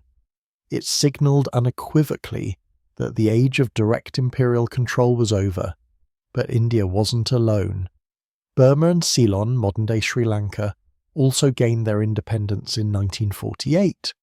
The Dutch, weakened by war, were forced to grant independence to Indonesia. The French faced a long, bloody struggle in Indochina. The dominoes were falling. So what did Britain do? Did it simply pack up and go home? Not entirely. The empire had been built over centuries, its tendrils woven into the very fabric of British identity and economy. The idea of immediate total abandonment was unthinkable for many, and impractical for all. Instead, Britain sought to manage the decline, to transform the empire into something new, the Commonwealth of Nations. The concept of the Commonwealth wasn't entirely new. It had evolved from the idea of dominion status for white settler colonies like Canada and Australia, but now it was reimagined as a voluntary association of independent states, united by shared history, language, and institutions, with the British monarch as its symbolic head. It was a pragmatic evolution, an attempt to maintain influence, trade ties, and a sense of shared community without the burden of direct rule. For Britain, it offered a way to retain some global standing and soft power in a world where its hard power was undeniably diminished. For the newly independent nations, it offered a platform for cooperation and a link to a broader international network. The loss of India, the crown jewel, marked an undeniable turning point. It was the moment when the British Empire, the largest in history, truly began its irreversible journey towards decolonisation. The immense power and prestige that had defined the Pax Britannica were fading, replaced by a new reality of national sovereignty and a shifting global order. But the story wasn't over. While India had gained its freedom, vast swathes of Africa, the Caribbean and other territories still remained under British rule. The process of dismantling this colossal structure, of navigating the complex legacies of empire, and of facing the wind of change that would sweep across the remaining colonies, had only just begun. And the next few decades would see Britain grapple with the often messy, sometimes violent, but ultimately inevitable conclusion of its imperial adventure.